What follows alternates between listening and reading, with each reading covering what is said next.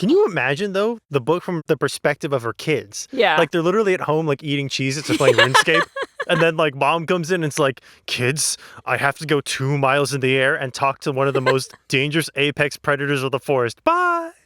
And the kids are like, okay. And then she comes back and is like, kids, the rats are moving our house. And they're like, what? And then their whole house gets picked up and moved.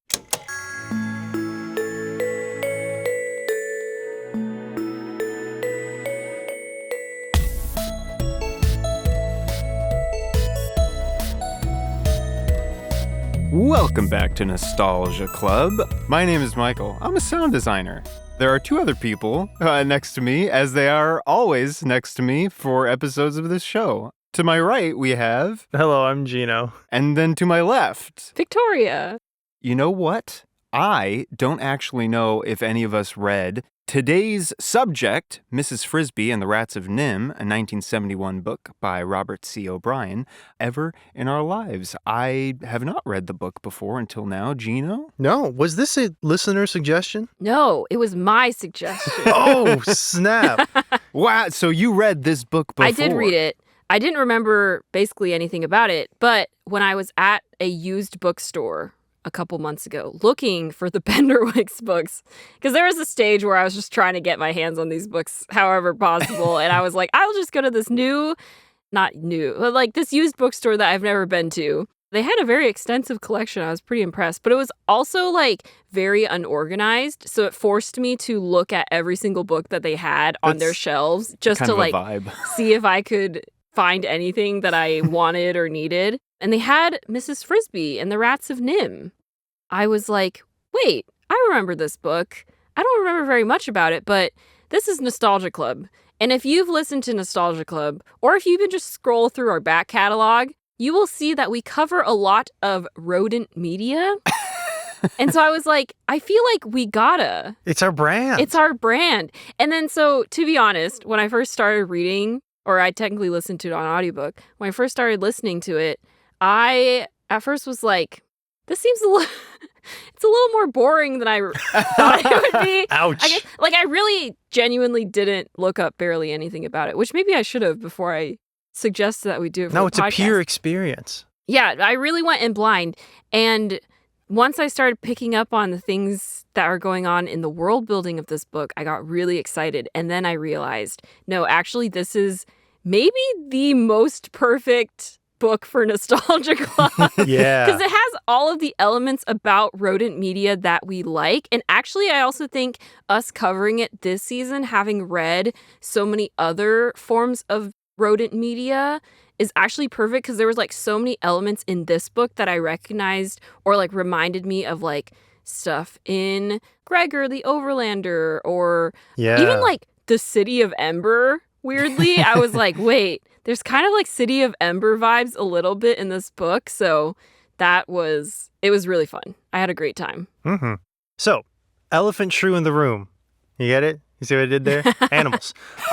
We are not talking about The Secret of NIMH, which is the animated movie based on Mrs. Frisby and the Rats of NIMH, in which they renamed Mrs. Frisby because they didn't want to get sued by Frisby. Yeah. Which is crazy to me. So her name is Mrs. Brisby. In the movie, In the movie. But in the book, Mrs. Frisby. Also, apparently they added like magic and stuff. Yeah. Into the movie? That was my only context with this story. Oh, so you've watched the movie? Oh, yeah. I've watched it before, and I rewatched it like a couple days ago. Oh, nice. Yeah, we'll get to that. Yeah. Yes.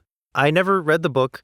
I never watched the movie, but I've seen images of it. I know the vibe of it. To me, the movie felt very much like a Watership Down. It felt dark. The rats were evil. Oh, Mrs. Frisby, run for your life from these evil rats. And then I started reading the book, and everyone's so nice. Yeah. And there are no villains. And everyone's just sort of a person doing their best. Yeah. And it's really... like, there's stakes. Of course there's stakes. There's life and death stakes, but it feels very slice of life. It almost feels like, and this is the only, like, book that I could come up with the same feeling, and there's a lot of baggage with it. But Robinson Crusoe has this sort of, like, oh, no, he has a problem, and here's how he gets around it. And he has a problem, and here's how he gets around it. And he has a problem, and here's how he gets around it. And you're like, there are stakes, but I don't feel in danger. And Mrs. Frisby and the Rats of NIMH is very much like that for me. So I was pleasantly surprised by the lack of evil warlock rats in this book. And instead, we have men of science who are here to do brain experiments. Yeah, like very normal, but also ethically dubious. Yes. Men of science. You get in the... I said we would get to it. In the movie, you barely ever see, like, people. Or, like, the people from NIMH, which was... The acronym comes from the National Institute of Mental Health. Which is a real place. Yeah. They don't actually say it in the book, I think, anywhere, but they do say it in the movie. But you never really see those people. It's just this sort of dark, like, here's why they could make that movie, because in this book, the backstory for the rats, which we'll get into when we do plot summary stuff, the backstory in the book is like many chapters long. Yeah. It's a significant portion of the book. In Part the movie, of me was like, is this the rest of the book? Yeah. In the movie, they just they do a very compelling visual flashback sequence, but they gloss by it and they get back to the main plot. Yeah. But hold on a second. This wasn't on your mind, Victoria, until you ran into it in the bookstore. Yeah. Because we've been like cataloging things for Nostalgia Club. Yeah. So how old were you then when you read this book? Was it a very long time ago? I can't place this one. This is one of those books that's just... in the ether. I read so many books as a kid, It was sort of happened at one sandwiched. point. I'm going to guess, though, I think I was probably elementary school age when I read this. That's always my go-to Yeah, age 'cause I of feel like like- the ether. Yeah, because I feel like stuff I read in middle school, I have a much clearer memory of, like Warrior Cats and a bunch of other... I'm like, what else did I read? Suddenly, I'm like, I can't think of any. Nancy Drew? Nancy Drew I read in elementary school. But Nancy Drew I remember because I was so hyperfixated on like reading every Nancy Drew book in order. And Nancy Drew I've read throughout my life. Like I just kept reading Nancy Drew throughout many, many years. So Mrs. Frisby, though, I think I would guess is elementary school or maybe early middle school.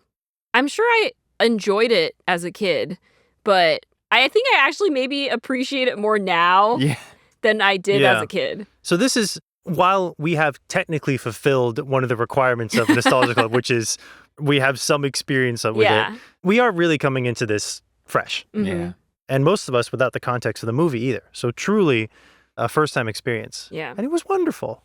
It was great. It was really fantastic. I know what you mean by the beginning of the book is rather slow. It does a good job of like grounding you in the life of, oh, you're just a mouse in a field. Yeah, like it was all very nice to be in. I just mainly was like, oh, am I going to have enough things to talk about in like the duration of an entire Nostalgia Club episode? And then I was like, oh no, definitely there's so many things we can talk about. Yeah, the owl says, go to the rats. And then suddenly you're like, oh. And then you're just like down the roller coaster. Yeah, like not to say that I wasn't like bored out of my mind. I was mainly just like, okay, like this is neat, but I'm not like, it's not generating any like profound thoughts in my brain at the moment. And then you get into it though. And then the book happens. Yeah.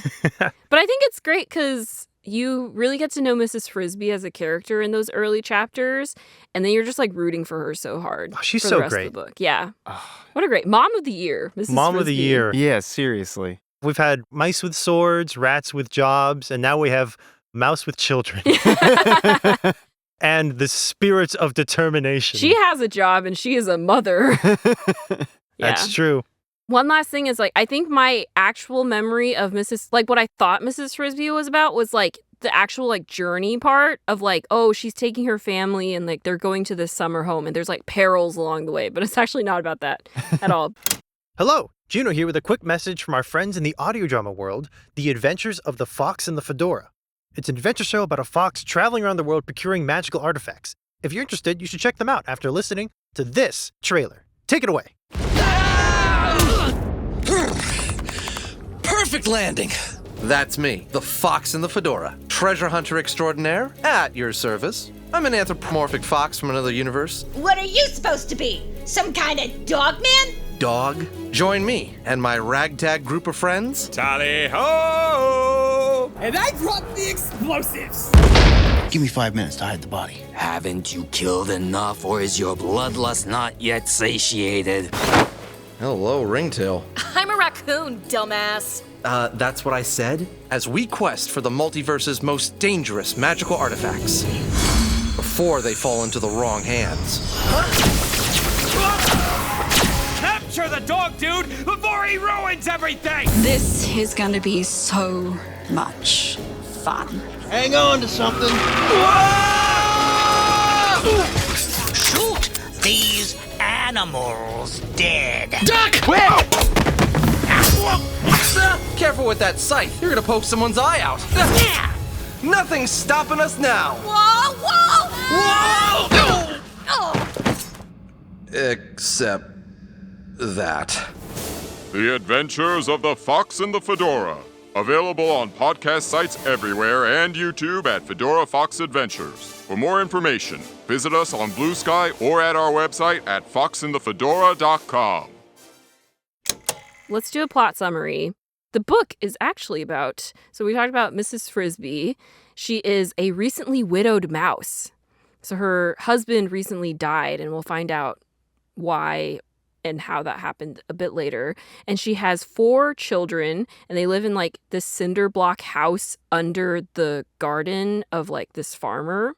So we establish there are humans in this world. We talk about this a lot when we talk about like animal media. So important to note, there are humans, and these are regular mice, pretty much. Yeah. At first, it seems pretty straightforward. Yeah. But then as the book goes on, like the line starts to blur. Not just like, you know, with the plot elements, the NIMH thing, but like for me, also the line between like human society intelligence and like animal society intelligence outside of NIMH begins to blur. We'll talk about that. But I'm excited about it.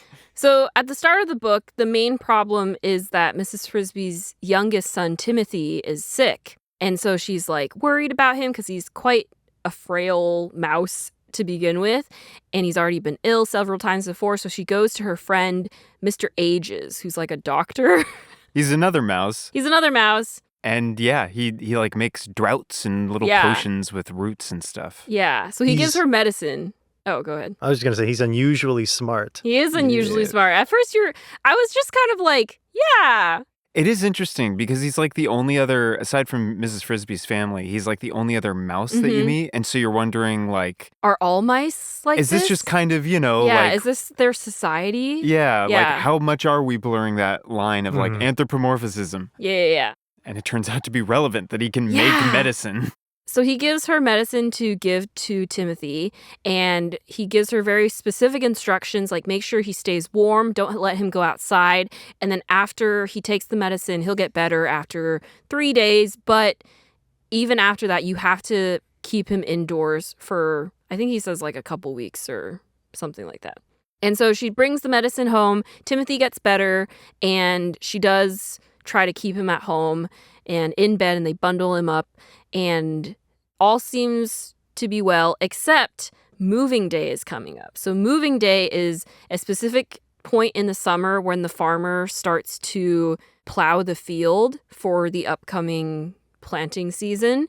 And the mice, because they live underneath the garden. Or is it like it's post-winter? Post-winter, so they start plowing the field. Like it's right before spring. Yeah. When the farmer does that, like when he brings the plow through, he'll upend their house, so they have to move. They go to their summer home where it's warm, and they just like spend the summer months there, and they come back during fall and winter.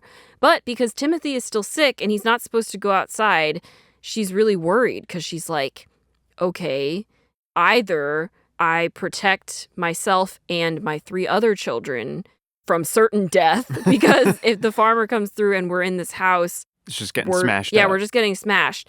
Or we force Timothy to walk to the summer home with us, and he potentially gets pneumonia again and dies. So she's in this really tricky situation. She befriends a crow named Jeremy because she helps him get unstuck from a fence. And he says, well, I know this really wise owl in the forest. I can take you to go talk to him, and maybe he'll have a solution to your problem. So she gets on Jeremy's back. She gets to fly, which is very fun. He takes her to the forest. And at first the owl is like, I don't care about your problems, tiny mouse. And she's like, but please, my son. And when she mentions her name is Mrs. Frisby, suddenly the owl is like, wait, did you say your name is Mrs. Frisby? And she's like, yes. And he's like, was your husband Jonathan Frisby? And she's like, how the heck do you know my husband's name? And she says, yeah, that was my husband. And the owl says, okay, I didn't want to tell you this earlier because I didn't know who you were, but this might actually work now that I know that you were Jonathan's wife. And he says, go to the rats that live under this rose bush on the same farm that Mrs. Frisby and her family live in. And she's always seen these rats, like they're always like carrying stuff under the rose bush, and she's always looking at them, but they keep to themselves. Like these are not antagonistic rats. They're just like doing stuff that is confusing. And she's like, sure. But they live under this giant rose bush. And so the owl tells her, go there, ask for Justin. And ask Justin to take you to Nicodemus and they will help you, or they'll at least try to help you. And she's like, how are these rats going to help me? And he's like, you'll see when you get there. So she's His like, specific language around them is so intriguing. because he's been like sworn to secrecy. Yeah, he's like, they have ways. Yeah. He's like, the rats have projects, means of doing things. You know, he says like, oh, what's the line? He's like, I'm finding it because when I read it, I was like, oh, this is peak. Mm-hmm. This is where the element of secret society enters the book. Mm-hmm. And it never really quite leaves, even as we get to know the secret society, and they're actually quite nice. Yeah. And very helpful. He's like, they have little to do with anyone except themselves and will have less as time goes on. And you're like, whoa, that's an interesting pronouncement. Yeah. They are not like the rest of us. They are not, I think, even like most other rats. And yeah, it's just a lot of this, like, they've consulted me on their projects, and they will be able to move your house. He says specifically, tell them to move it into the lee of the stone. Yeah. Which is a very fun sounding sentence. Yeah, because I feel like it would be a different vibe if he was like, yeah, like the rats can take you in or help you find a new home. He's like, no, they're going to move your cinder-block house from under the ground and move it to this stone so that when the farmer plows, it won't go anywhere near it. And she's like, okay, that's weird. But she's got no other options, so she goes to the rats. Mm-hmm. When she goes to the rats, she goes under the rose bush and she finds a fully paved path and like an archway with like a tunnel that leads down. And she's like, how did they do this? And at first she meets this rat who's on guard named Brutus. He's like this younger rat and he's like, get out of here. I don't know who you are.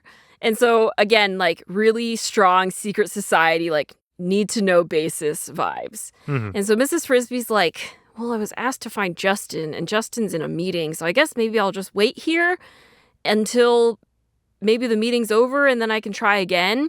And she's waiting in the tunnel, and then she sees Mr. Ages. He walks in, he's like broken his foot.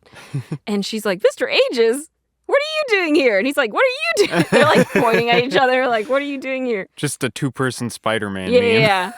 And he says, okay, well, I'll take you to go talk to the rats. And again, she's like, how do you know the rats? He introduces her to Justin, who is another rat/guard. He's the cool hot rat. Yeah, he's constantly described as like handsome and like very capable. And I think it's very funny. There's like another rat named Isabella who like has a young crush rat on Justin. And she's like devastated. She like wants to marry him. She's very funny. She's very funny. She's like learning to read because these rats can read. Yeah. And she's like, I mean, we'll gloss past it when it happens, but there's a moment where she picks up a pencil because she's like doing her reading homework and then stares at her homework and then puts the pencil back down and looks up at Mrs. Frisby and just says, apropos of nothing, Justin's not married. Did you know Justin's single? Yeah, and then she like picks up the pencil again and then puts it down and she's like, I want to marry him. Mrs. Frisby's like, yeah, all right. You'll do it. Believe in your dreams. Yeah. Go do your homework. Do your homework. And then Justin comes in and is like, hey, nice homework. And Isabella's like, ah! She's like, acknowledgement for my crush. Yeah, Isabella's very funny. So Mrs. Frisby goes down. They like take an elevator because Mr. Age's foot is hurt. And she's like, whoa, the floor is dropping beneath my feet. And they're like, sorry, we should have warned you. This is an elevator. And she's like, an elevator? And then she gets out of the elevator and they have electricity. And they have also some form of like air circulation because she notices that even though they're underground, like the air doesn't smell like the underground air. Like it smells like fresh air. And she's like, how the heck? So basically we get introduced to this society of rats that is pretty advanced. Like they have electricity, they can read and write, they have elevators, they have like a whole network of tunnels under the ground. And it's all like scavenged material. Yeah. Like we get surprisingly specific explanations for like these aren't regular light bulbs but miniature. These are like Christmas tree light bulbs. They scavenge for them when it's Christmas time, but they always make sure not to take too many because that would be suspicious. They're just like, take enough that if you were the person who owned the Christmas tree lights, you'd be like, we lost a few light bulbs or whatever. They're like very attentive to the idea that someone might be looking for them. They're trying to avoid attention. Yeah, so they're very like diligent about anytime we take something, we make sure that we don't leave traces behind of like above average animal intelligence because it'd be really suspicious if they were like, our storeroom got broken into and they only took the copper wire. Yeah. Mrs. Frisby meets Nicodemus, who is the leader of these group of rats, and he tells her where these rats all originated from. It turns out these rats were originally lab rats at a place called NIMH, as Michael mentioned, the National Institute for Mental Health. Something like that. Called. There, they were given injections and then tested for their intelligence. So they were like put through mazes and given reading tests, but he describes it as their reading level progressed faster than the scientists could really pick up on. Just because, like, the scientific method is, like, you want to be really sure before you, like, make claims like, yes, the rats can read. You have to test it multiple times. You have to run different tests. You have to have a lot of documented evidence that the rats picking the picture of a tree when it says tree is not just like pure coincidence. Yeah. There's also something to be said about like if you're testing for can the rats read tree, even though they can read the whole encyclopedia, if all you're testing for is tree, then that's all you're going to get. Yeah. You're not going to get information about the rest of it. And so they're testing for a little, but the rats have a lot. Yeah, so the rats progress in intelligence a lot faster than the scientists realize, and so they start planning a way to escape. What ends up happening is over like the course of like a week or a couple weeks, actually, it takes them a while to like test everything and like formulate the plan. They figure out how to get out of their cages in the lab. They find a grate where they can take off the panel with a screwdriver. They get some rope or ribbon so that they can mark their path through the air vents, because otherwise, even if you take a whole pack through there, you'll just die up there because you could get lost. And so they finally have a plan. They're like, okay, we're leaving tomorrow night. Just as they're about to leave, there's also a small cage of mice who are also being tested. And they say, hey, take us with you. And they're like, sure, why not? Like, we'll help you get out of your cage. But after that, you're on your own. Like, rats and mice will go our separate ways. And they're like, totally fine. We just want to get out of here. So the next day, they put the plan to place. They get out of their cages. They all go up into the vents. And the grate to, like, the exit is actually a bit more difficult to open than they expected. They're, like, trying to pry it open with the screwdriver and everything. It's taking a bit longer. And then the air ducts they're going through is the air conditioning system. And so there are fans that'll turn on periodically. Yes, which they didn't realize before. Yeah. And so when the fans turn on, it blows the mice away. Because the mice are so small. Except for two, Mr. Aegis and Jonathan Frisby. Whoa! So we learned that Jonathan Frisby is also a mouse of above average intelligence. And so he and Mr. Aegis were part of this group. Unfortunately, all the other mice get blown away. And at first, they try to look for them. Justin does, specifically. Oh, yeah. Justin goes to look for them. He, like, ties the rope to himself and, like, goes while they're still prying open the grate. But he's unable to find them because at that point, like, they could have been blown anywhere. There's, like, a whole maze up there. So, unfortunately, we're not able to get the mice back. And so the rats and the two mice escape. they just decide to keep traveling together because they're like, at this point, we're not going to let you two go out on your own. So then it goes into a little bit about their journey and how they eventually got to this farm. At first, they like find like a mansion that they stay in for a little bit. It's got a huge library, so they just spend their days reading encyclopedias and really big, long, complicated books. They learn how to do basically everything, like how electricity works, how farming works, how mechanics and everything works. Government. Yeah. Then they start realizing, like, okay, the people who live here, I think they were like on their honeymoon because they had like a newspaper clipping that they read. They're going to come back, so we need to find a place where we can settle down. So they end up going to this farm. They build out their whole system underground, and that's where they are now. But they have a plan because they're tired of being reliant on stealing from humans to maintain their resources. So their plan is they want to become self-sufficient. It's like a philosophical schism that happens in the rats. Because some of them are like, yeah, like humans keep cows, we keep humans. Mm-hmm. Like, we'll just keep taking from them. And then Nicodemus is like, but like morally, like I can't live with myself if I'm living like a thief. Like I need to be able to like stand on my own two legs. And there's like they have a whole debate about this.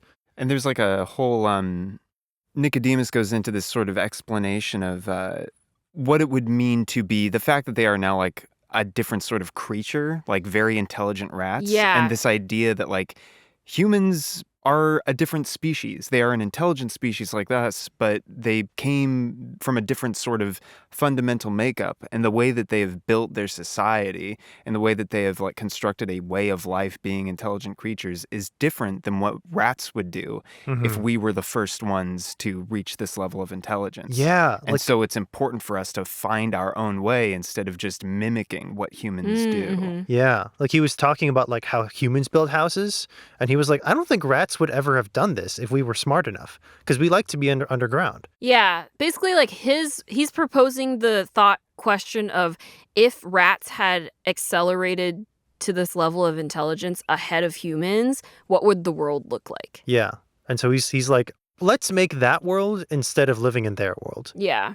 It's also getting more dangerous too. That's why I think there's also the impression of like, even though we have this fully built out base, our society is still at risk. Yeah. Which proves true at the end of the book.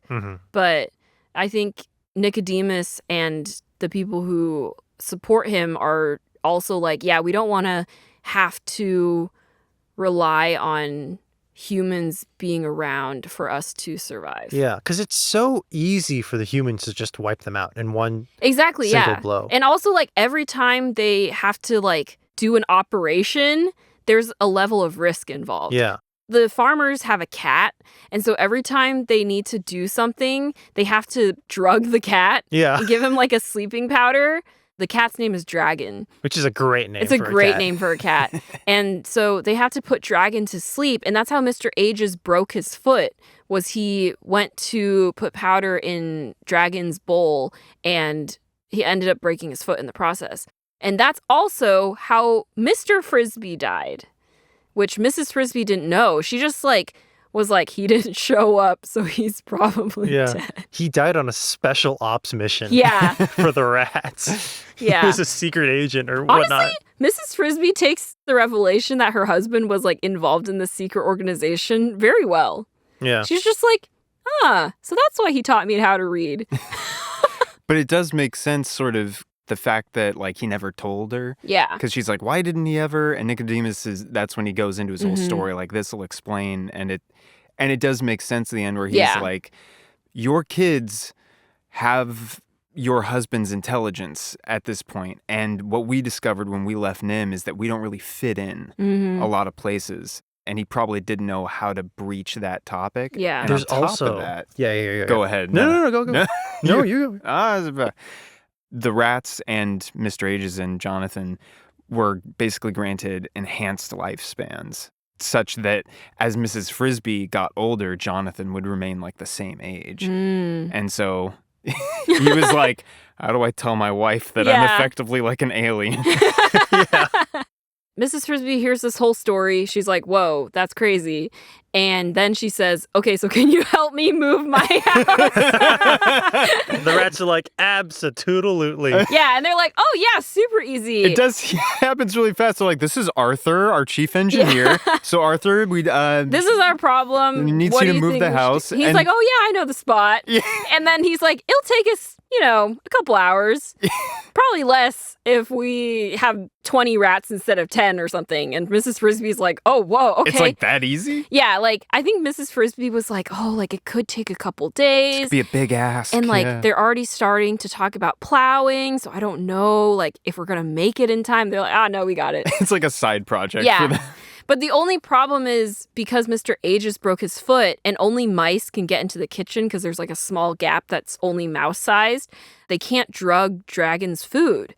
And Mrs. Frisby's like, I will do it. I will take the poison to Dragon. In the movie, It's not poison. They don't poison this cat.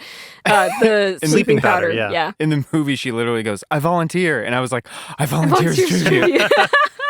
So she decides to go. By the way, she doesn't tell her kids about any of this. I have a thing about that. Okay. I believe that her not telling her kids about the potential danger they're in is a perfect mirror to Jonathan not telling her about the danger he's in. It comes up all the time. Like Mrs. Frisby considers telling her kids and then only tells them a white lie or a little bit of the truth or nothing. Yeah. And it comes up like 5 or 6 times in the book. Mm-hmm. And then when you finally learn that like, oh, your husband was also keeping this from you, I feel like she understands him because she's doing it herself. And so it helps her like come to terms with it because she understands like, I wasn't ready and now I need to do it and my kids are not ready. Mm-hmm. But like one day they'll be ready. Yeah. She goes to take the sleeping powder to the kitchen, and she does succeed in putting it in Dragon's bowl, but then one of the kids puts a colander over her and traps her. Human kids. One of the human kids, yes. Traps her in a colander, and she ends up getting put in a cage, like a bird cage in the kitchen, and because this kid wants to keep her as a pet. And the kid's sweet. He doesn't know what's going on. He's just like, oh, cute mouse.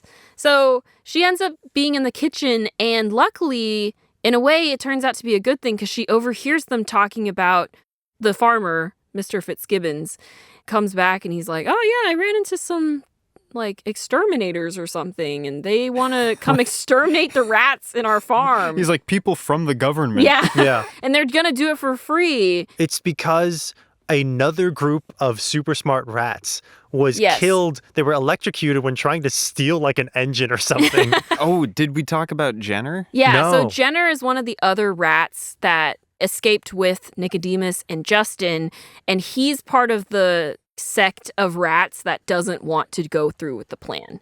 And because of that, he and 6 other rats left and just decided to do their own thing. But they ended up dying in like, they got like electrocuted. They got electrocuted because they were messing. They went into like a hardware store and we're like, we're going to take the generator or something. We're going to make our own little industrialized society. And it didn't go well. Yeah. But the hardware store owner was like, the rats looked like they were trying to take apart my generator. And the government's like, hey, don't worry about it. Yeah. Got any more rats in the area? Yeah, it was like the newspaper article was like mechanized rats. Yeah. And there's like this whole thing. Well, actually, we'll get to it. But the fact that it's like, okay, you heard, Mrs. Frisby, that they were supposedly moving a generator, but the title read mechanized rats. Why would they write mechanized rats? And it's like, maybe they had other tools on them. Yeah. And so they're like, uh-oh. Yeah. It was probably Jenner. So they never fully confirm if the people are from NIMH, but it's pretty heavily implied that at least they're working with NIMH, or at least they're government people sent to capture/exterminate rats. The 3 scientists from NIMH, there was like a man with a mustache and then like a woman and then like another assistant or something. Yeah. There's a man with horn-rimmed glasses. Horn-rimmed glasses. And yes, that's the he description. does show up. Yeah. And then 2 graduate students. 2 graduate students. Again, there's no like villains in this movie. It's all just like everyone's very clearly just a person doing their living their life. But the disparity between like the rodent world and the human world causes so much problems for the rodent worlds. It's wonderful. It's great storytelling. Yeah. So she overhears that these people are coming tomorrow to quote unquote exterminate the rats. And so because then Justin shows up after everyone goes to bed and he helps her escape. And she's like, oh my God, Justin, they're going to kill you all. And he's like, okay, it's fine. I'll go tell Nicodemus. And you should go home to your kids because they're wondering where you are. And we're also moving your house right now. So she goes home. Her neighbor is like yelling at the rats because the neighbor, who's like this elderly shrew, doesn't know that there's like this whole plan. She's incredible. And she's like, get away from their house. I imagine like the strongest Brooklyn accent. Yeah. and just like a tiny like umbrella just whacking these rats. Yeah. And the rats are like, please. The rats are literally just like, Mrs. Frisby told us to do this and ask her kids. And she's like, you're not going to talk to these kids. The rats are also described, like the Rats of NIMH are described as like among their enhancements being like larger and stronger than other rats. So just imagine these super buff rats. They're like, hey, ma'am, listen, we're the moving company. Yeah. And she's like, get out of here. We have a work permit. And she's like, I can't read that. I don't have my glasses. She's awesome. So Mrs. Frisby shows up and she's like, it's fine. I did tell them to move my house. They end up moving the house. Everything is fine. They're nice and cozy in their moved home. And now Mrs. Frisby's all happy because she's like, oh, I think we can actually just come back here next year and we don't have to like find another cinder block or another new home that we have to like outfit for our needs.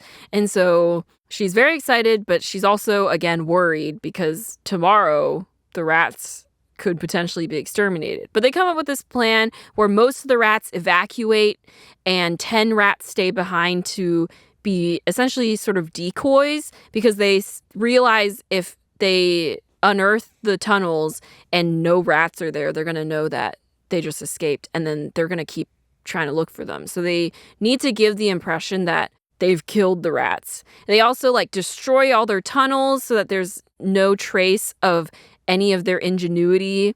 Mrs. Frisby like walks up to the pathway.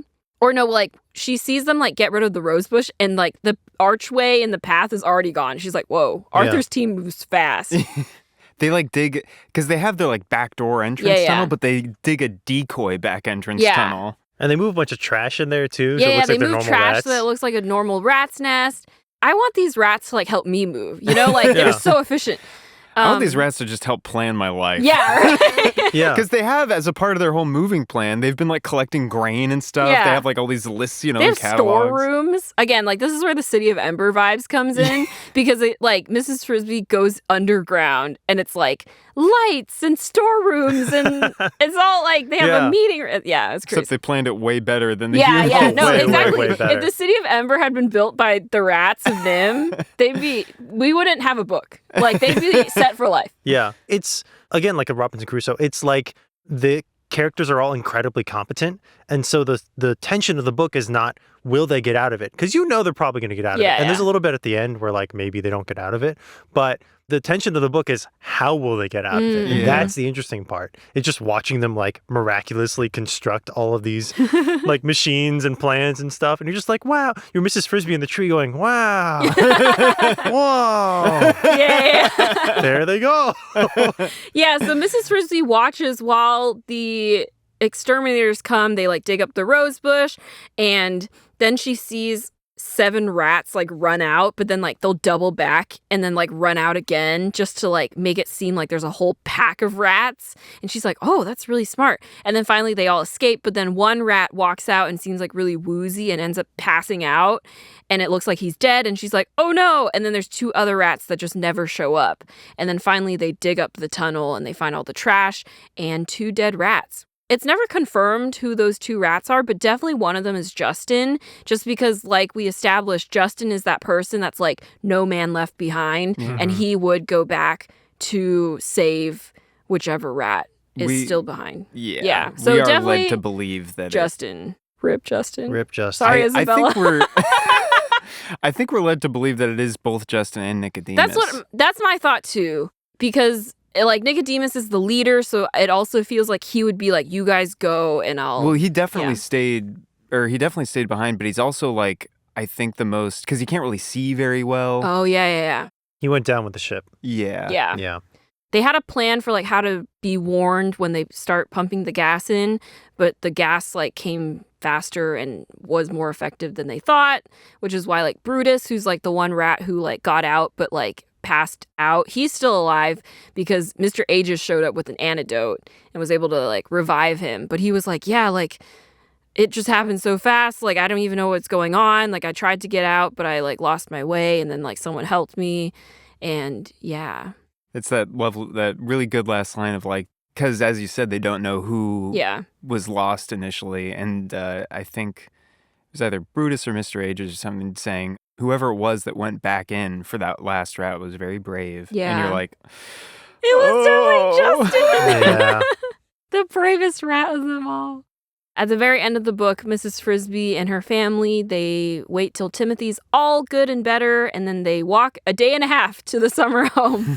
And then they're there. And then their neighbors are like, we thought you guys would be coming here earlier. Like, hasn't the farm already been plowed? And they're like, oh, no, Frisby's just like, don't worry about it. Yeah. We're here now. We're going to the pool. Yeah. And then she sits her kids down and she's like, I have a story to tell you about your father and the rats.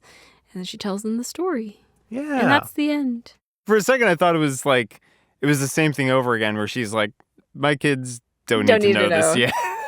And at the end, she took that secret to her grave. No, she does end up telling her kids because she's like, well, everything's like all good now. Yeah. The rats escaped. They have, and then she's like, I don't think we'll ever see the rats again. And then one of her kids is like, but we know Jeremy. And I think he can just fly us there if we want to visit. And Mrs. Frisby's like, crap, I forgot about that. Well, we don't have to decide it tonight. Yeah. Ultimate parenting move. We'll talk about it later. You're not old enough to fly. You need a license. Yeah. Take a test. And that's Mrs. Frisby and the Rats of NIMH. It's a fascinating world that's been constructed. Because, okay, so the line that's blurred between intelligent mouse / rat and regular mouse is really interesting. Because, Michael, your copy of the book is illustrations. Yeah. And the regular animals wear clothing. Yeah, it's I think even in the book it's described as it's sort of clothing, but it's not like they all have pants and carefully tailored. It's not like Redwall where they're full on wearing habits. Yes. And shoes. It's just scraps of cloth that can serve as a shawl. But there's a level of scavenging and crafting that all animals appear to have, a level of intelligence that makes me curious about what did the serum of NIMH actually give the rats and the mice? Is it just the ability to understand human language and electricity? Or is it it unlocks something that all animals have? Because Mrs. Frisby picks up on stuff really fast. So her kids can read, and Jonathan was teaching them to read, but Mrs. Frisby was helping. So she can also... She does say that she can read, but she's not as fast at it. Yeah. So that implies that animals can learn how to read. They just need a smart animal to teach them. Yeah. Well, I think there's a distinction between her and Jonathan and her kids, where she's like, my husband could read, my kids know how to read. I can't really... I can get so far. So I think it takes her a lot longer. Yeah. To sound out or to recognize the characters and figure out. So it is possible, but there's seemingly it's implied that there's some sort of cap as to how proficient a non-uplifted animal can get. Yeah. This is the less fun interpretation. I think it's just a necessary abstraction writing a book about anthropomorphized animal characters in which some are uplifted. I think it's well, if we have normal animals, they can't just be feral. They have to be able to reason and have conversations with their kids. And I would say, if we want to draw comparisons, Mrs. Frisby is kind of at the warrior cats level. Actually, she's more intelligent than warrior cats because warrior cats can't understand humans. She can fully understand human conversation. Yeah, it's true. Which is very handy. But in warrior cats, they can't. They can understand the scheduling of and this is how he makes the crops and everything. Yeah. Makes the crops. Farms. So Mrs. Frisby and other non-lab animals are a step above warrior cats. And then the rats are more I guess Redwall? They're a step above Redwall even. They're more technologically advanced than Redwall. But it's a similar thing where they can read and write and like have a form of society where there's some semblance of a hierarchy. They like teach the younger generations how to do stuff. They're not going to wars, but you know. So yet. No. Off of that, I have a theory. Okay. And I don't want to derail us completely. No, it's totally fine. Please. As Nicodemus was talking about his musings about life and philosophy, I was like, could this be an effective prequel to Redwall? Okay, this is why I think this book... That's kind of cool. I also had similar thoughts where I was like, I could feasibly see a lot of these societies being related to other things that we've read, which is very fun. Mm-hmm. There's also like lots of animals that we encounter in other books. Like there's the owl, and I was like, oh, like the owl could be like a distant ancestor or like related to the... It could be like Gahul in the past, and he's like... We could figure out like a whole timeline of like, okay, Guardians of Gahul is here in the past, and then like Mrs. Frisby is here in a more present, I don't know. Like, do the whole like Pixar theory. Yeah. The Nostalgia Club cinematic universe. No, but... And we don't own any of the properties. But we do own the conspiracy theory. But for me, it makes sense because the rats wish to live a monk-like lifestyle of like living off the ground, and we're going to be at peace and, you know, no violence or war or whatever. But they are more technologically advanced than the animals of Redwall, unless the rats have been doing two things, which is disseminating information and also being forced to integrate with the local population. And so that knowledge and level of intelligence would kind of smooth out, I guess, across the general animal population of that world. And if we're just taking the first Redwall book, which establishes that humans exist, or at least their stuff exists on like a human scale, then like you give rats, which have very short lifespans, and mice, even these like, you know, enhanced, you know, long-living rats, like, I don't know, 100, 200 years. And you could very easily go from like, oh, these rats can build a generator, to they've regressed, but they're still smart enough to like forge a sword and like build a castle. And now the base level of intelligence has spread among generally the animal kingdom to where now like animals are educating their kids, which I think is like, we've established that these animals are smart enough to learn how to read. So as long as there's like a consistent generational education of the youth, which the rats would promote, then we would get a Redwall situation. Yeah. The only downside is in Redwall, it's like, all rats bad. Something happened. Yeah. There was, hey, something caused the apocalypse. Yeah. But these are rats from NIMH. They're not Portuguese rats like Clooney like was Clooney, specifically. No, but that still makes me laugh. Yeah. Some say he was a Portuguese rat. I'm like, okay.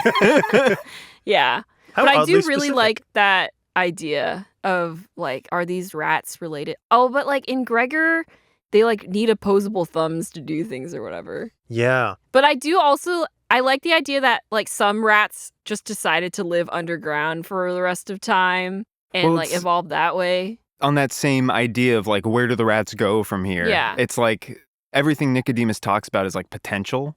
Like, what would we do if we weren't trying to just mimic humanity? Like, maybe it would be this, maybe it would be that.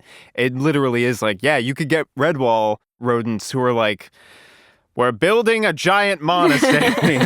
Or you can get like Underland rats where it's like, we're going into dirt. Yeah. We're going down there. We're going down there. We're going to get real big. We're going to get real interested in warfare. It's really interesting to think about. To throw a wrench into my own musings about regular intelligence versus like boosted intelligence, the whole reveal of, oh, Mrs. Frisby, your husband was actually a super smart mouse from a lab, can feel like a curveball. Like you can kind of tell it's coming, but you're like, oh, okay, yeah, like of course. But I feel like there's a really good setup in the fact that Mrs. Frisby goes to Mr. Aegis in the first place. Yeah. Not only do they know each other, but I don't know if it's like, is it established that Mr. Aegis like serves the greater community as a whole? Or is he just being a doctor for Mrs. Frisby and her family? And the rats. And the rats. He's Yeah. mostly, it seems, affiliated with the rats and then Jonathan. Yeah. And then just only loosely affiliated with like Jonathan's family just because of that familiarity. Yeah. But I don't think he's like... He's not like the town doctor that everyone goes to. And so, like, once you make that connection, for me at least, it's really clever plotting because then you go like, oh, like that's the only reason she knew how to go to him in the first place. And then you sort of work backwards from there. It's never really established. The owl has a lot of veneration for Jonathan, but it's never explained why. It like the way he talks implies like, oh, Jonathan saved my life. Like you saved the crow from the cat. But like we never really get into it. But I imagine this whole like dramatic Jonathan backstory of him like I don't know, like pulling the owl from like a fire or something. Throwing this giant owl over his tiny mouse shoulder. I mean, even Nicodemus says, like, this is just the tip of the iceberg. I have so many other stories that I could tell you. That's true. About our travels and how I lost my eye. And so, yeah, like, I could see a world in which we just got like a whole Jonathan Frisby adventure series that's just him like traveling with these rats and like saving this owl and eventually like meeting Mrs. Frisby and like what that is like. There's something I really love about the fact that that's like all backstory. Yeah. Because there's like a very different version of this book is one that centers Jonathan. Or one of Jonathan's kids. And then it turns into a very like, your father was, this was... Like a Luke Skywalker. Yeah, and you have that power too. You're right. But Mrs. Frisby's just a mouse. And I love that. Yeah. Like she is surrounded in the story by uplifted rats and mice or whatever and like terrifying cats. Yeah. And like and she just takes it all in stride. And like her greatest quality is like the fact that she loves her kids a lot and she's choosing to be brave even though she like doesn't necessarily understand everything that's going on. Yeah. And I love that that's like, I don't think you ever see that a whole lot. Specifically the connection of like, oh, your husband has this whole thing. Like he's dead now. He died rather tragically and ignominiously because not a lot of people knew about him or what he did. But like there's this connection to this person that you have like who's important in your life, but you don't have any like specific like blood connection to them. It's just like someone whom you had like a familial ultimately like relationship with. And so for her it's like narratively it feels like both incredibly personal but at the same time not like in a sort of fatalistic continuity way. Yeah. Again, it's not like that, oh, this was your parent or ancestor. It was like, this is the person that you like had kids with. And like you have this like connection to them that's very personal, but otherwise it's like this weird connection is giving you a chance to do this thing that you now have to sort of do on your own, which she's less on her own, of course, than she realizes because everyone in this book is very helpful. Yeah. when you talk to them. I really like the community aspect of it where they're just like, Jonathan was a really important member of our community and will do anything for his family, just like we know he would do for us.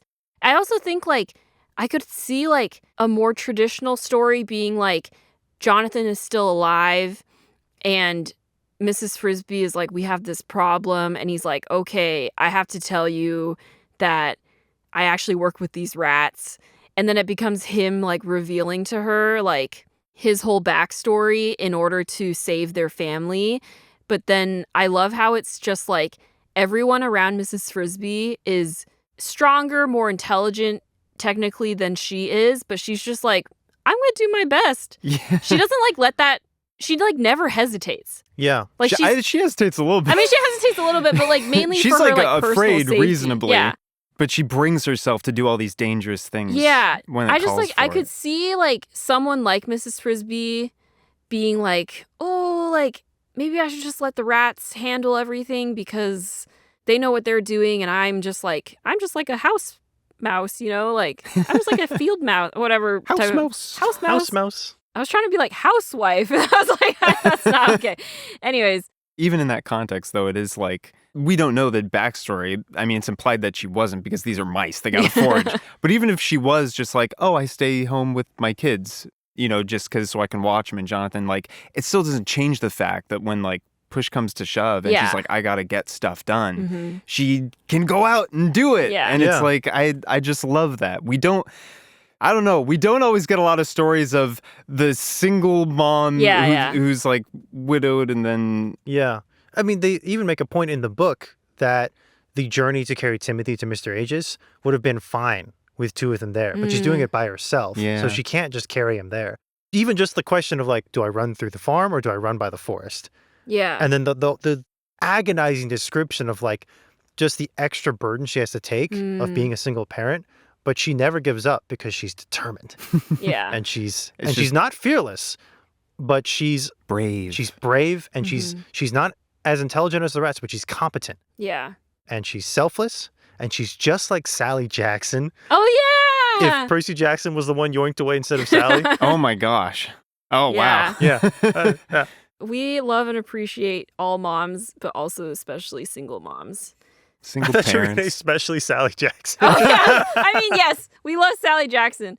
I was just also going to say, like, without needing it to be said, I think it's, like, very clear, like, why Jonathan must have, like, fallen in love with Mrs. Frisby. Okay, my only complaint is that we never actually get her first name.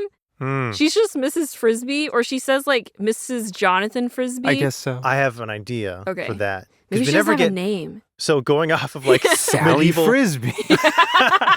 going off of like medieval peasant lore or whatever. Yeah. Most people don't have last names. Maybe she was just Frisby. No. Jonathan Frisby. Yeah. Dang it. My whole plan is ruined. Well, okay. Cut this out. Maybe her name was also Jonathan. Because initially when I was reading, I had a theory. I was like, oh, what if the rats like didn't have names before they went to the lab? And that's why their names are like Justin, Arthur, and Jeremy. Nicodemus. Or you mean... Oh, no, Jeremy's the crow. So he's like an outlier. I do think Jeremy the crow is such a funny name. But so then it was like, no, like they just always had these names. And I was like, sure. Okay. Yeah, I don't know. But yeah, brave single parent doing brave single parent things. Jonathan, no. Jeremy. I was going to say, I love... Gosh, we got like... We got Jenner, Justin, names, Jeremy, and Jonathan. A lot of J's. Wow. Hey, love a J name. Anyway, I like the crow. The crow is really great. Because, like, he doesn't trust Mrs. Frisby at first. Yeah. When he's like, you know, what are you doing? I'm stuck on this wall. It's my fault, but I refuse to take responsibility. Go away. And then as soon as Mrs. Frisby frees him, he's like, I owe you a life debt that I will never repay. Yeah. I also think that Mrs. Frisby's kids, like her coolness points as a mom went up like 100 points. Oh, yeah. When she meets this crow, because they're like, oh my God, you're friends with the crow and you're going to fly. And they're like asking him all these questions like, how high can you go? Like, how fast can you fly? And he's like, oh yeah, I think I can go up like 2 miles. And they're like, Mom, you're going to be 2 miles up in the air. And she's like, I don't think we're going to be up that. He's like, please stop talking. Yeah. Can you imagine, though, the book from the perspective of her kids? Yeah. Like, they're literally at home, like, eating Cheez-Its and playing RuneScape.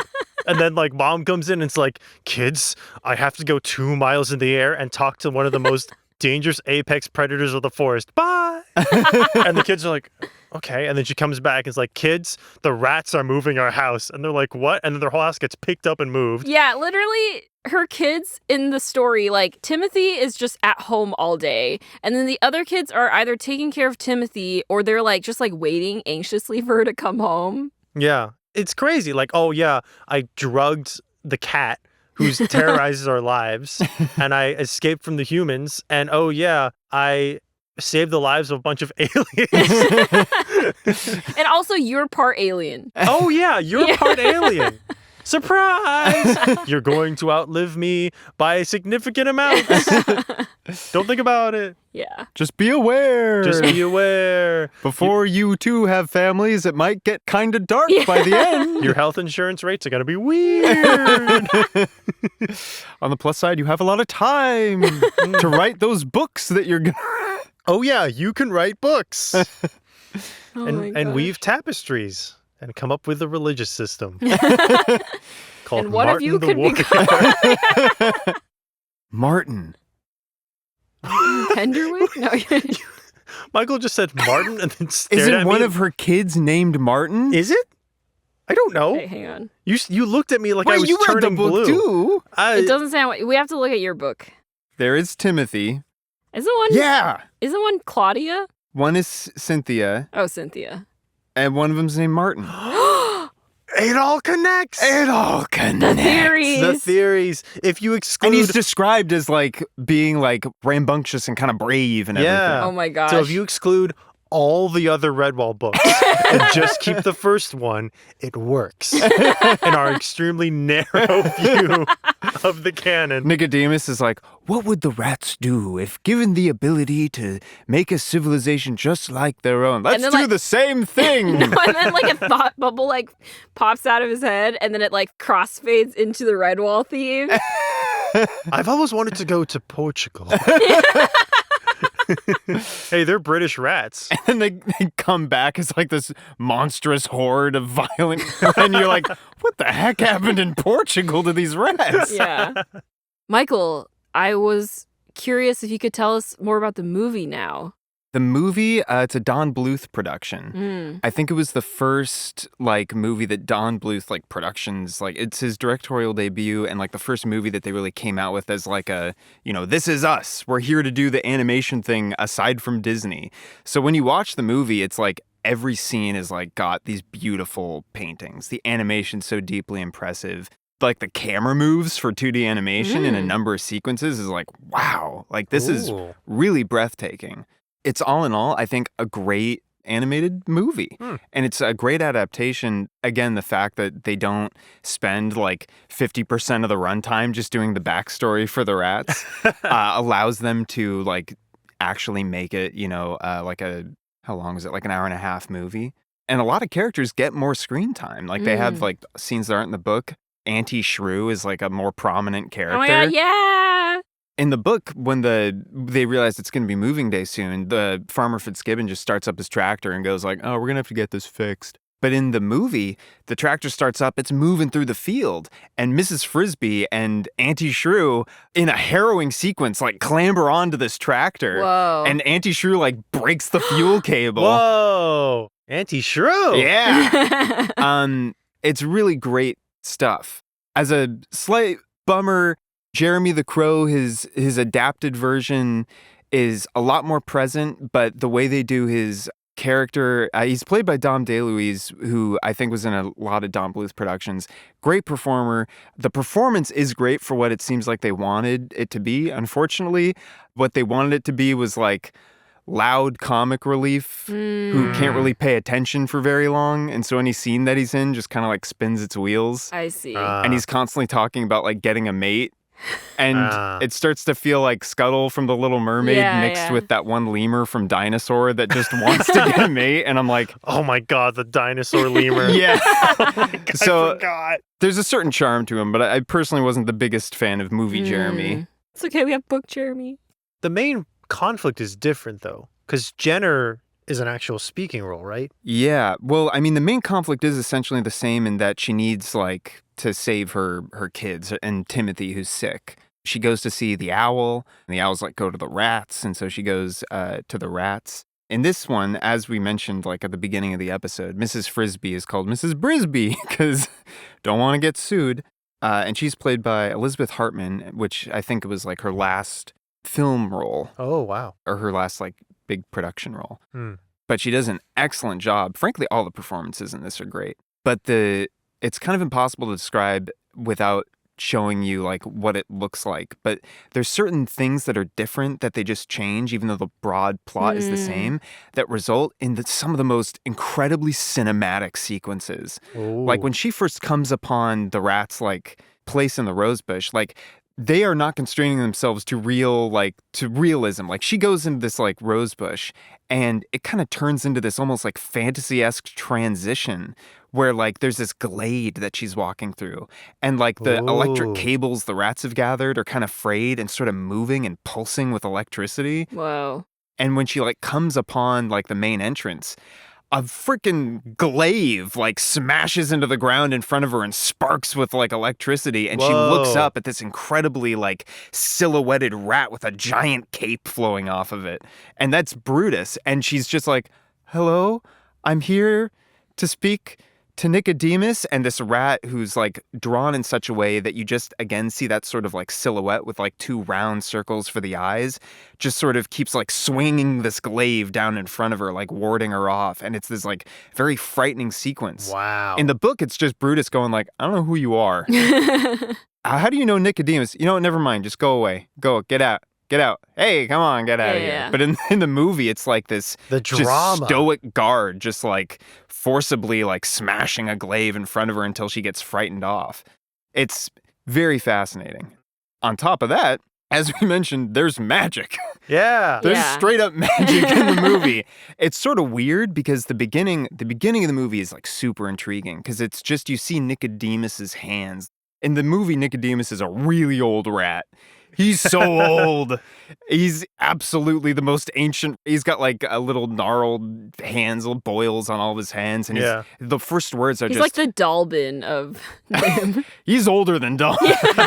He's doing bad. And he can't really move very much. But the first lines is just he's writing in this book and the ink is like flowing gold. Wow. And his first words are Jonathan Frisby is dead. Whoa. And you're like, woo. Ooh. And he's like, Mrs. Frisby will never know the true reason. Oh my gosh. And you're like, wow. But there's like this special amulet. I don't even know if it has a name, but it's... Yeah, it just says magical amulet on Wikipedia. And it's like when Mrs. Frisby shows up later to the rats in the movie and she meets Nicodemus, he's like, Jonathan would have wanted you to have this, special amulet. He's like, in the presence of a heart with true courage, this amulet can, work wonders. And, a heart with true courage is rare. Which I love as, again, we were talking about, like, in the book, Mrs. Frisby's biggest asset is her bravery, her courage. And the movie seems to, even with its changes and its magic, understand that about her. Now, Jenner is a character. He's like he's more of a counterpart to Justin in this regard. And he's like actively advocating in this much more medieval-ish looking rat society to like, we should stay here, just as his character did in the book. But instead of being just kind of like increasingly more cynical, he's like actively plotting to overthrow Nicodemus and like keep everyone beneath the rose bush and everything. And when he hears that they're going to move Mrs. Frisby's house, he like has a little henchman that he can monologue to so the audience understands. And he's like, accidents could happen in such an event. So the rats are they're moving out, and on the way, it seems, they are going to move Mrs. Frisby's house. Mm-hmm. So everyone is there, basically. Nicodemus is there. He's overseeing the whole thing. Mrs. Frisby, meanwhile, is like trapped in that bird cage in the Fitzgibbons, the farmer's house. Yeah. And she has to, instead of like in the book, too many J names. Justin. like comes by and like lets her out. She has to figure her own way out. And since it's a bird cage, they have like one of those little water dishes that's like half in, half out of the cage. And so she's able to like wedge it forward and then like swim underneath it and pop out. Oh, nice. And there's this honestly really cool scene that happens where after Jenner sabotages like all the crane works and the mechanisms moving the house, which by the way still has the kids in it. Oh, they just like didn't.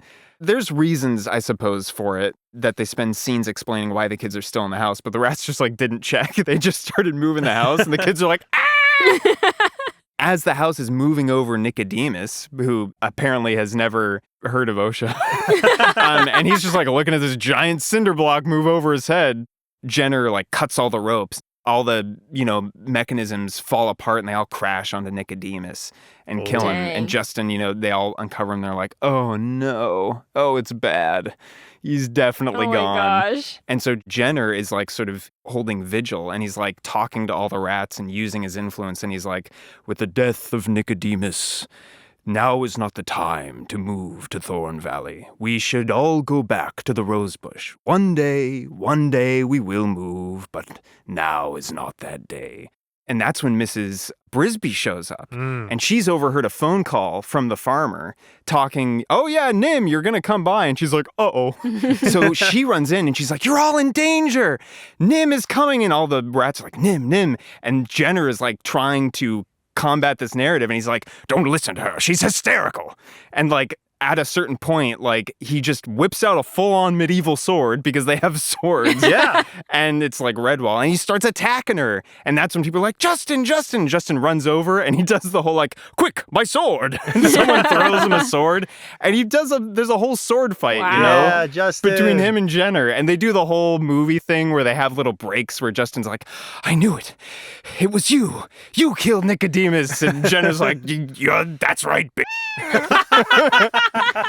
And I'd do it again. Yeah. Wow, this dialogue is crazy this time. Huh. You bet your bottom dollar I did. And then, Justin slays Nicodemus. Whoa, twist. Justin, there's like a thing where Jenner's henchman like gets the last, thing in because redemption through death. Yeah. But, Jenner is slain, then the Frisby house starts sinking into the mud. Oh. And there's this whole sequence of like, oh no, we got to pull it out. And the mud is rising inside the house. And it's because of the amulet, Mrs. Frisby, in the presence of true courage, a heart with true courage. It like very impressive visual sequence where it like burns and glows red and she like holds it as it's burning and it like turns her whole body red with like magic light and like fireworks start shooting off her. And she's like holding onto this rope that's attached to her cinder-block house and the red like magic travels along the rope and like illuminates the house. And like this is 1982. Mm. Star Wars Empire Strikes Back had come out 2 years prior. Right. And so you get this sequence that looks very much like Luke Skywalker's X-Wing in Dagobah, like rising out of the mud and like flying over the camera, but it's a cinder block. Nice. It's the Frisby house. And she's like, in this state of like magical, like trance-ness, just like magically moving her house like into the lee of the stone. And you can imagine the farmer looking out the window like, what the For the farmers, this tiny little glowing cinder block just floating. Like, just like a field of rodents. The farmer's like, I don't think we just need Nim here. I think we need like... I think I need to leave. Yeah. Field's haunted. Dang.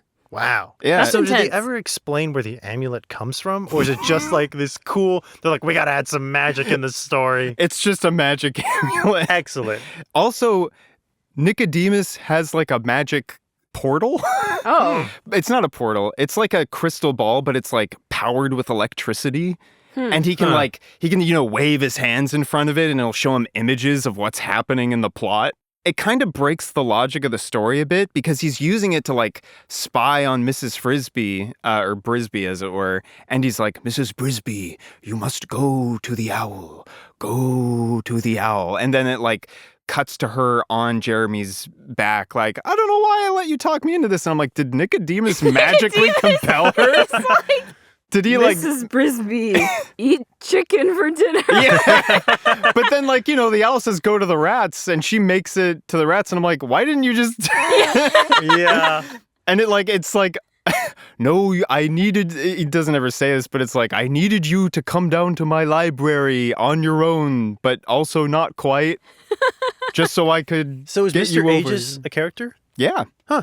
He's played very well. He's rather stubborn and kind of grouchy. But the characterization is great. Gotcha. And he plays the exact same role that he does in the books. You see like how he makes his potion is like antidotes. He's got like this giant beaker that he's able to like fire. Whoa. It's truly a very beautiful movie. That's awesome. I'm always so curious about when adaptations make a change that causes a plot hole, like kind of working backwards. Like, I think it's because they made Jeffrey dumb. And they're like, Jeffrey wouldn't tell her to go see the owl. Yeah, not Jeffrey. Jeremy. Jeffrey. Oh my God. Jeffrey's from Penderwicks. Jeremy the Crow. They made Jeremy the Crow dumb. And then they also added magic with the amulet. And they were like, I don't know. I guess we want to see the owl. So, Sorry, I just also pulled up a picture of Nicodemus and I was like, oh my God. Yeah, he's not doing hot. He's not doing Again, like, this is the only thing I knew about the story is like these images of like this, like, again, warlock rat doing crazy magic. So I started reading the book. I was like, Where's I was almost the magic? bamboozled by how normal everyone was and how nice everyone seemed. Yeah. How practical the rat's operation was. Yeah. This is a freight elevator. This is the stairway to level 2. Yeah, we only take 3% of the stock. Otherwise, they notice 5, but we take 3% and it's fine. We don't want to push it to 4 because that's.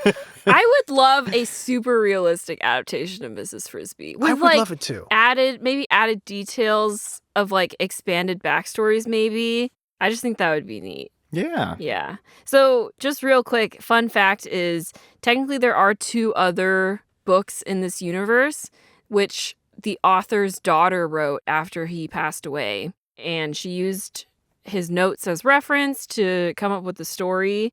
One of them is called Rasco and the Rats of NIMH.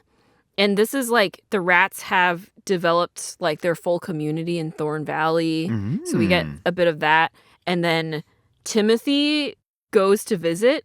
So we get to see like how Jonathan's kids grow up a bit and with their intelligence level and whatnot. That's cool. And then Rasco is like another rat who is like from just like another rat colony, unrelated, but he wants to join the Rats of NIMH. Oh, It's like their adventures. Then, interestingly, the 3rd book is called R.T. Margaret and the Rats of NIMH. In this one, the rats find 2 human kids who are lost or something, and then the humans help them with stuff. Whoa. Fascinating. Whoa. The kids are lost during a camping trip. They're found by the colony of rats, and they help the rat community with various tasks. They become friends with the rats, and then when it gets to winter... it says, when winter comes, the rats cannot shelter the children and must send them back. And the children try to keep the secret of Thorn Valley, but under pressure, one of them ends up revealing it. And so then the rats have to leave. Oh. And then afterwards, like, the fate of the rats is left unstated. Dang. Wow. It's pretty rough. I don't know. I just thought it was interesting that it was like, they like befriend humans and like communicate with them. And it immediately backfired. Yeah. Moral of the story, don't help kids. Moral of the story, close all the loops.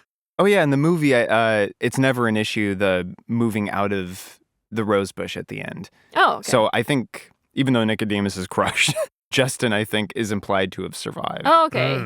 Nice. So they just all escape. Yeah. Yeah. Before NIMH shows up. Dang. And then the farmer's really like, what?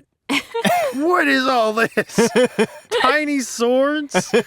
Little magic sphere? What happened here? It's nuts. They have like a whole... in the book, it's like, all right, we're going down a tunnel. We'll take the elevator instead of the stairs. In the movie, it's like, we're going down this giant path into the regolith of the earth, and then we're going in this scavenged lantern that like floats across a bottomless pit and then drops like down into like an underground reservoir of water and then goes through like a sealed porthole into the true base of the rats. And I'm like, whoa, you can't clean this up.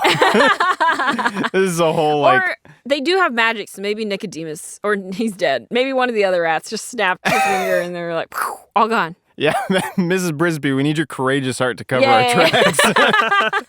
The scientists and there's just like a giant, like glowing pit.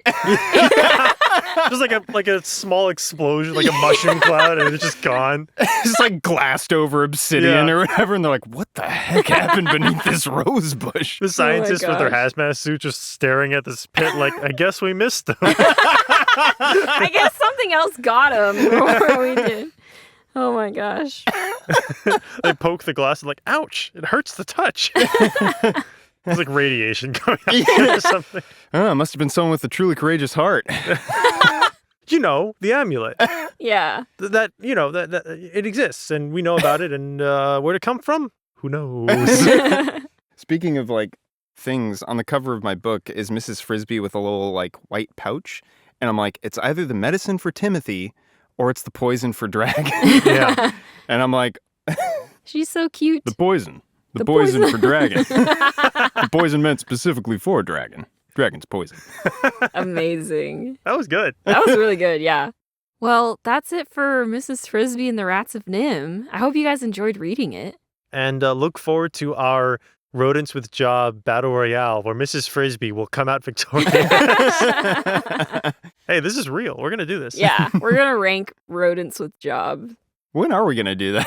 At some point. We have to finish all the rodent episodes of this season. Yeah. So we can properly analyze and decide who would come out on top in a brutal a melee. No.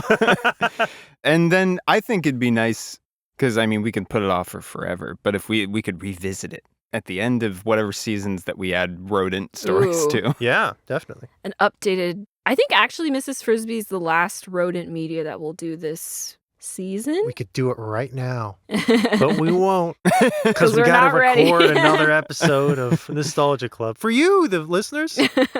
Thank you so much for listening to this episode of Nostalgia Club. If you enjoyed it, please consider leaving us a rating or subscribing to follow for more episodes. You can also leave us a comment on this podcast or at our Instagram at Nostalgia Club Podcast, or you can email us at nostalgiclubpodcast@gmail.com. We love hearing and reading your comments. It always brings us so much joy. Brightens our day. Yeah. We also have some other shows under MouseKnight Studios if you want to support some of the other stuff that we're making. We only technically have one other show, but we are working on the next one.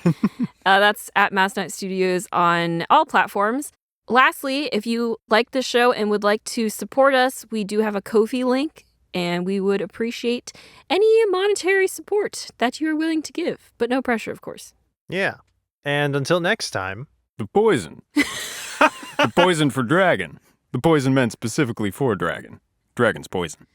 Oh my gosh. I do like how they can talk to all other animals, even like the owl who is a predator for mice, but they can't talk to the cat. The cat is too dumb. Yeah. It's an orange cat, right? That's true, That's yeah. my headcanon. So he's too dumb. I feel like if it was named Dragon, it would have to be an orange cat. Yeah. So maybe like the rats are like, Dragon, let's work out a system. We can get you an alternate food source. And Dragon just staring at them with like the AOL startup sound. Like, and then just like lunges at them. Tune in next time for Mrs. Frisby and the Rats of NIMH Part 2, The Desolation of Dragon.